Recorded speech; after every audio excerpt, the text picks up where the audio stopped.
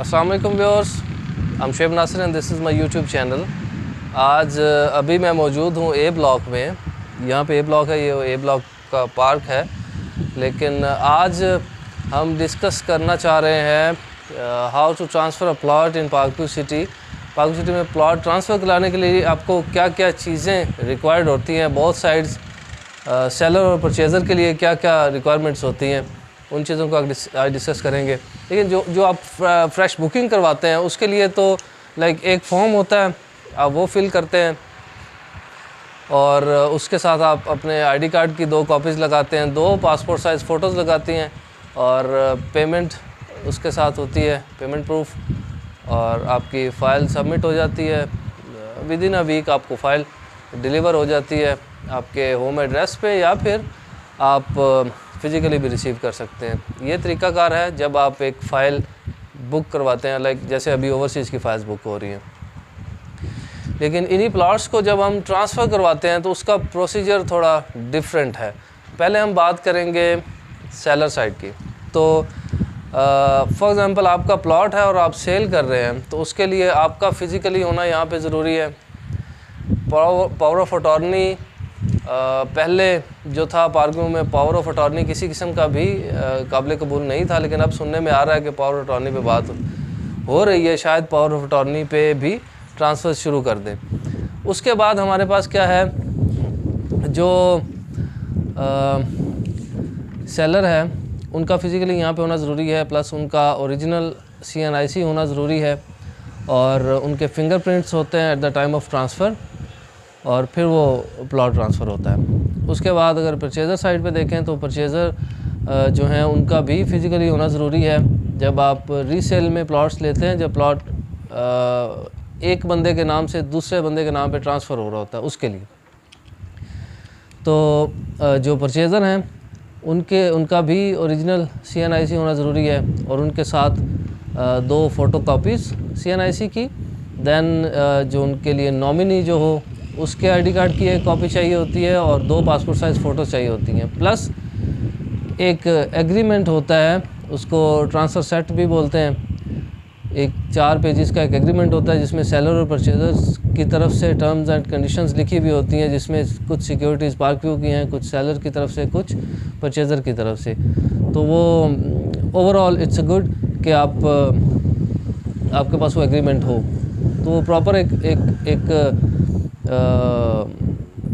पूरा एक papers 4 papers का एक वो डॉक्यूमेंट होता है, उस पे साइंस होते हैं डिफरेंट, और वो वहीं पे बैठ के आपको सोसाइटी ऑफिस में साइन करने होते हैं। सेलर भी वहाँ पे साइन करते हैं, और जो परचेज़र हो उसको भी साइन करना होता है।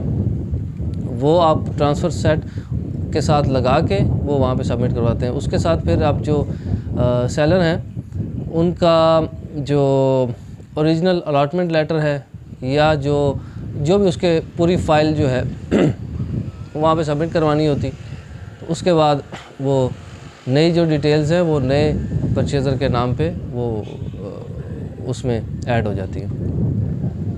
अब जो एक और नई चीज़ आई है ट्रांसफ़र्स के हवाले से, वो उसमें टैक्सेस अब लगे हैं, इस फर्स्ट से उस पर इम्प्लीमेंट हुआ है। तो जो सेलर हैं उस पर भी कुछ टैक्स लगे हैं जो FBR से रिलेटेड हैं, और जो परचेज़र हैं उनको भी टैक्स देना होगा। It's 1% for filer and 2% for non filer. उसकी डिटेल्स अगर आपको चाहिए हो तो मैं आपको व्हाट्सएप कर दूंगा, मुझे व्हाट्सएप पे बताइए, मैं आपको वो डिटेल्स व्हाट्सएप कर दूंगा कि टैक्सेस 5 मरला पे टैक्स कितने हैं, 10 मरला पे कितने हैं। वो मेरे ख्याल में 29,000 समथिंग है 5 मरला पे, और 58,000 समथिंग है 10 मरला पे। इसी तरह से कनाल और 2 कनाल पे फिर रेजिडेंशियल और कमर्शियल के भी डिफरेंट हैं। वो जो DC रेट जो है DC वैल्यू के हिसाब से उसको कैलकुलेट किया गया, और उस हिसाब से उसको इम्प्लीमेंट किया गया है, जो फाइलर और नॉन फाइलर दोनों के लिए अलग अलग है। तो अब टैक्सेस का फ़ायदा है, आपकी ट्रांजैक्शंस जो हैं लीगल कंसिडर होती हैं। एक DC रेट भी अब हमारे सामने आ गया कि पार्कव्यू में एक्चुअली DC रेट ये है जिस पे ट्रांसफ़र्स हो रही हैं, और फिर आपकी जितनी भी ट्रांजैक्शंस हो रही हैं वो लीगल हो जाती हैं। कल को एटलीस्ट पार्कव्यू सिटी गवर्नमेंट के कागज़ों में आ रहा है। अब जो आप ट्रांजैक्शन आप एक प्लॉट ख़रीद रहे हैं, उसके अगेंस्ट आप गवर्नमेंट को उसका टैक्स दे रहे हैं, तो कल को आप उसके अगेंस्ट किसी भी फॉरम पे चैलेंज कर सकते हैं कि ये प्लॉट मैंने ख़रीदा था, उसके अगेंस्ट मैंने ये गवर्नमेंट को टैक्स भी दिया है। तो जो फाइलर हैं उनको तो इसमें कोई इशू नहीं है, नॉन फाइलर्स को भी नहीं होना चाहिए कि आप एक बिल्कुल एक लीगल ट्रांजैक्शन कर रहे हैं और उसके अगेंस्ट आपको एक स्लिप दी जाती है कि ये आपने इसका टैक्स पे किया है। तो इट्स गुड कि अगर आप टैक्स भी दें, तो ये भी एक अच्छा स्टेप है पार्क्यू की तरफ से। तो ऐसा ऐसा चीज़ें स्मूथ होती जा रही हैं पार्क्यू में। और ट्रांसफ़र्स के हवाले से भी अब एक और चीज़ है, पावर ऑफ अटॉर्नी, उस पर थोड़ा सा और काम होने वाला है। बाकायदा तौर पे इस पर अनाउंस नहीं किया गया कि आप पावर ऑफ अटॉर्नी पे ट्रांसफ़र करवा सकते हैं, लेकिन इसको करना चाहिए। बिकॉज़ देखें, एक बंदा है जो ओवरसीज़ बैठ के यहाँ पे ओवरसीज़ ब्लॉक की कोई बुकिंग करवा सकता है, फ्रेश बुकिंग तो वो ले सकता है, लेकिन उसको वही प्लॉट बेचने के लिए उसको ट्रैवल करके आना पड़ेगा। इस चीज़ को थोड़ा सा इस पर सोसाइटी को सोचना चाहिए कि जो भी लीगल एक प्रोसीजर हो, आप एक पावर ऑफ अटॉर्नी, पूरी दुनिया में इस तरह से होता है, बड़े बड़े जो हाउसिंग सोसाइटीज़ के जो ब्रांड्स हैं वो इस पे काम कर रहे हैं पावर ऑफ अटॉर्नी पे, तो आपको भी इस पे काम करना चाहिए। एक प्रॉपर प्रोसीजर निकालें कि ये तरीक़ाकार है, अगर आप आउट ऑफ सिटी हैं, आउट ऑफ कंट्री हैं, तो आप इस तरीक़ाकार के तहत आप उसको ट्रांसफ़र करवा सकते हैं। तो इस पे सोसाइटी को काम करना चाहिए। बाकी ट्रांसफ़र के किसी दिन अगर आपको कोई इसमें कोई कन्फ्यूजन हो तो तब भी मुझे कमेंट सेक्शन में बताइए। मैं किस दिन I will try to make sure कि मैं किस दिन प्रॉपर जो ट्रांसफ़र ऑफिस है वहाँ पे जाके ये वीडियो शूट करूँ, ताकि आपको समझने में मज़ीद आसानी हो कि पूरा प्रोसेस क्या है ट्रांसफ़र करने का। बिकॉज़ जब यहाँ पे हम किसी प्लॉट की ट्रांसफ़र के लिए 2 लोगों को इकट्ठे करते हैं तो उस टाइम पे पता चलता है, ट्रांसफ़र ऑफिस में जाके पता चलता है कि किसी के पास आईडी कार्ड नहीं है, कभी कोई एक डॉक्यूमेंट मिस हो जाता है, कभी एग्रीमेंट ठीक नहीं होता, कोई लेटर किसी में मसला हो जाता है, या आईडी कार्ड एक्सपायर्ड होता है किसी का, कुछ भी इश्यूज़ होते हैं।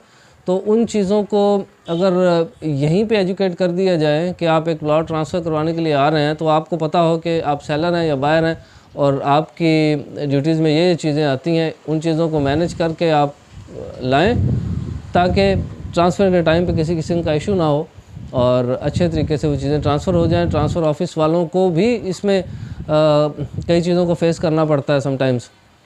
तो ऑल्दो वो अपनी तरफ से कोशिश करते हैं कि अच्छी तरह से फैसिलिटेट करें प्रॉपर हर एक चीज़ को सारे क्लाइंट्स को, लेकिन कुछ चीज़ें हैं जिनमें फैसिलिटेट नहीं कर सकते, तो उन चीज़ों का हमें ख्याल रखना चाहिए और हमें उसमें कोऑपरेट करना चाहिए सोसाइटी के साथ, ताकि उनके मामलात भी ठीक चलते रहें और हमें भी वो बेहतर तरीके से फैसिलिटेट कर सकें।